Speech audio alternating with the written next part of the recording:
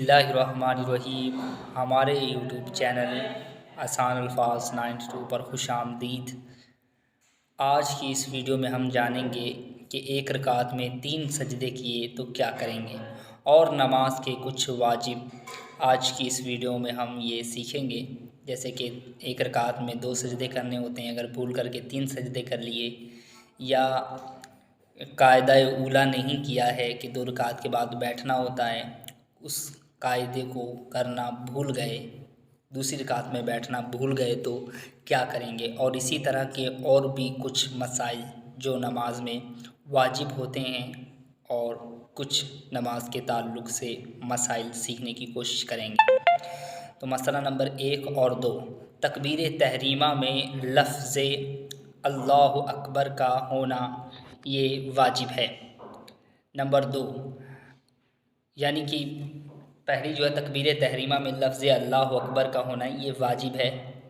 اگر کوئی اللہ اکبر سے شروع نہیں کرے گا نماز کو تو نماز میں واجب ادا نہیں ہوگا۔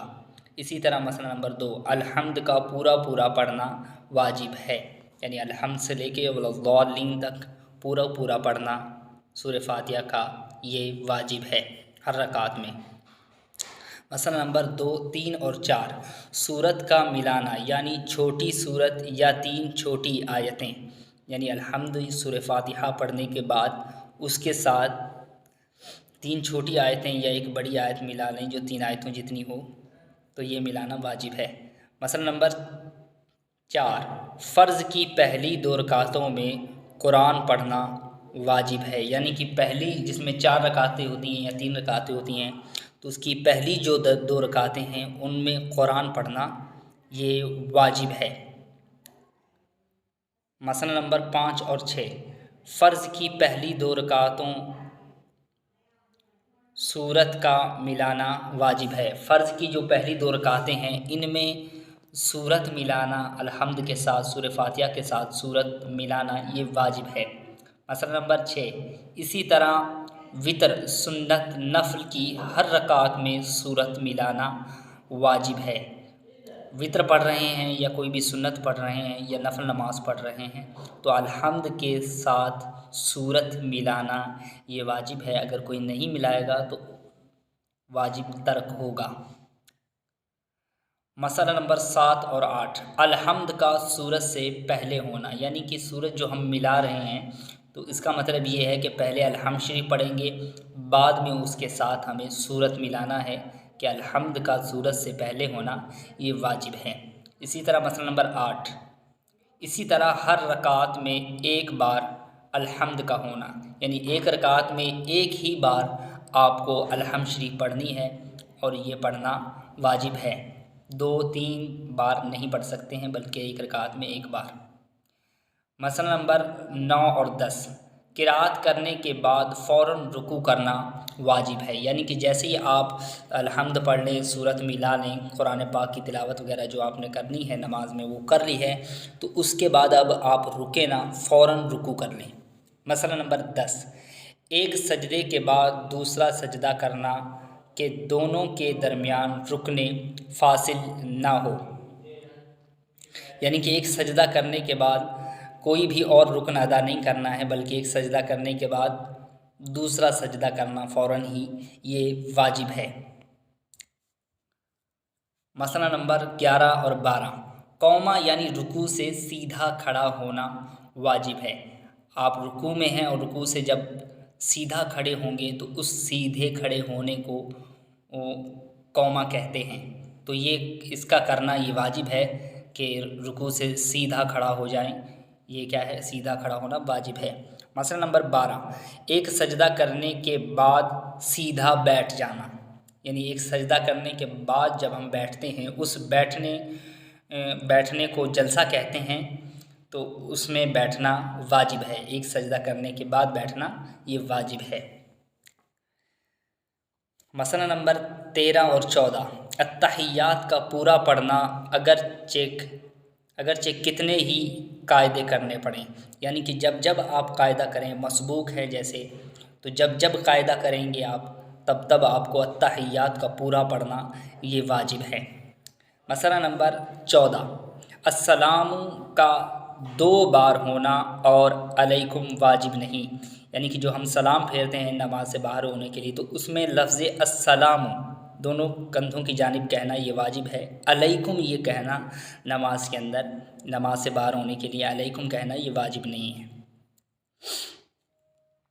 मसला नंबर 15 और 16, वितर की नमाज में कुनूत का पढ़ना वाजिब है, यानी कि जो दुआए कुनूत है उसमें उस कुनूत का पढ़ना ये वाजिब है। अगर नहीं पढ़ेंगे तो इससे वाजिब हमारा अदा नहीं होगा। मसला नंबर 16, और तकबीर कुनूत का होना ये भी वाजिब है, यानी कि अल्हम्द पढ़ ली और उसके बाद सूरत भी मिला ली।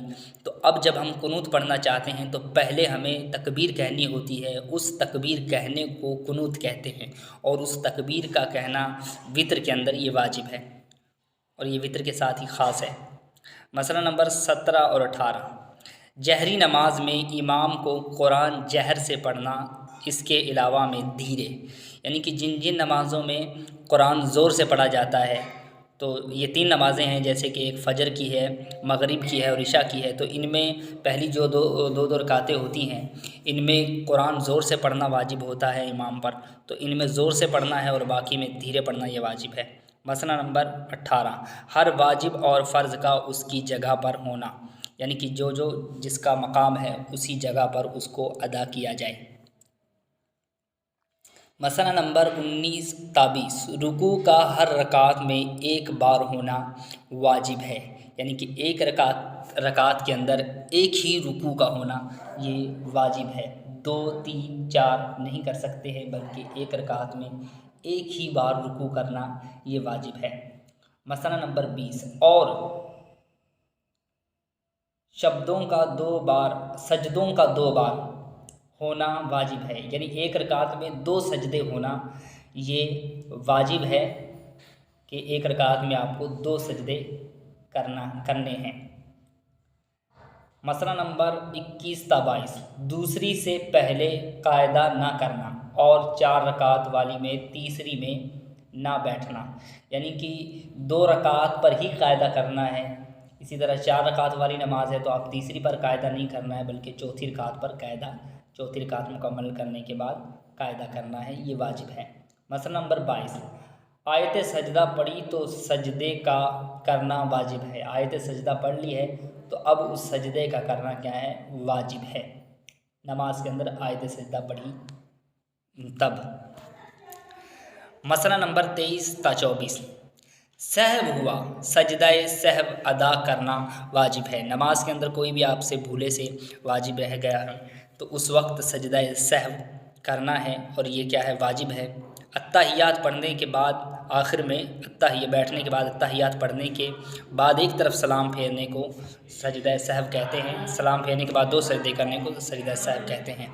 मसला नंबर 24, इमाम के पीछे मुक्तदी का कुरान ना पढ़ना, चाहे कुरान इमाम ज़ोर से पढ़े या धीरे पढ़े, मुक्तदी को बिल्कुल खामोश रहना है।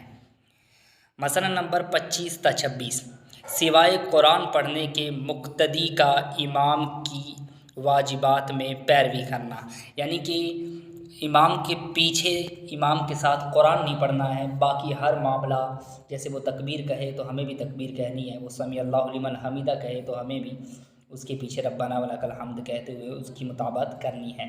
मसला नंबर 26, तशहुद का कोई हिस्सा भूल जाए तो सजदा सहव वाजिब नहीं, यानी कि कोई तहियात में से कुछ, तशहुद में से कुछ भूल गया है तो उस वक्त फिर सजदा सहव करना ये वाजिब नहीं है।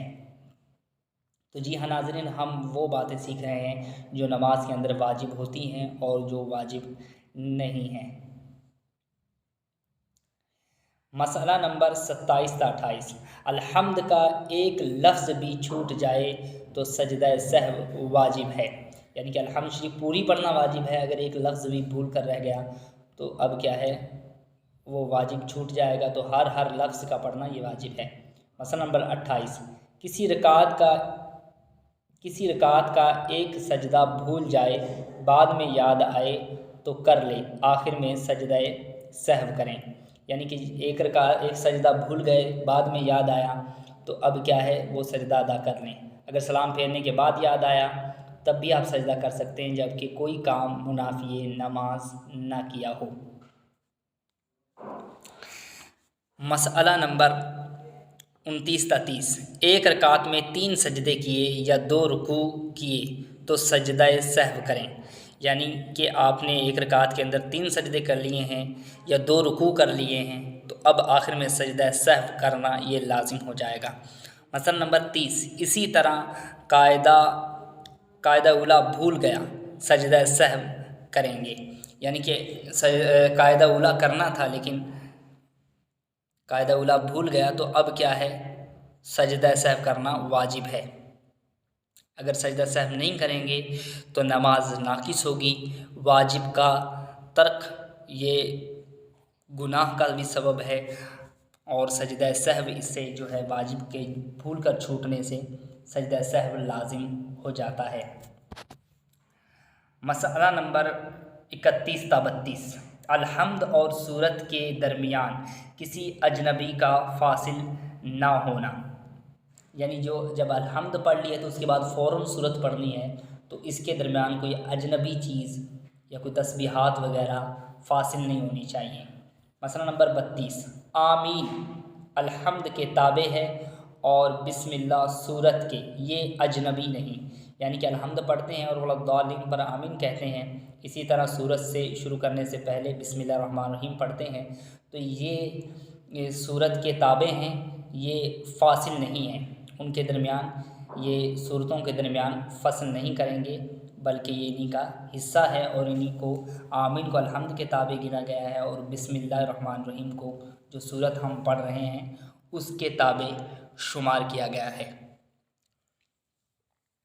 مسئلہ نمبر 33 تا 34، آیت سجدہ پڑھی اور سجدے میں بھول کر 3 آیتیں یا زیادہ کی تاخیر ہوئی، سجدہ سہو کریں، یعنی آیت سجدہ پڑھی تھی تو اب کیا ہے اس میں زیادہ تاخیر نہیں کرنی ہوتی ہے، اگر کوئی یہ جو مقدار بیان کی گئی ہے آیتوں کی تو اس سے زیادہ یا ان کی مقدار اگر سجدے میں رہا تو اس سے سجدہ سہو لازم ہو جائے گا۔ مسئلہ نمبر 34، اگر امام التحیات پڑھ کر کھڑا ہو گیا تو مقتدی کو التحیات پورا پڑھنا واجب ہے، یعنی جب تک کہ یہ گمان ہو کہ میں مقتدی کو پا لوں گا قیام میں تو اب کیا ہے التحیات مقتدی پر پورا پڑھنا واجب ہے۔ تو ناظرین چینل پر نئے ہیں تو ہمارے چینل کو سبسکرائب اور ویڈیو کو لائک ضرور کریں۔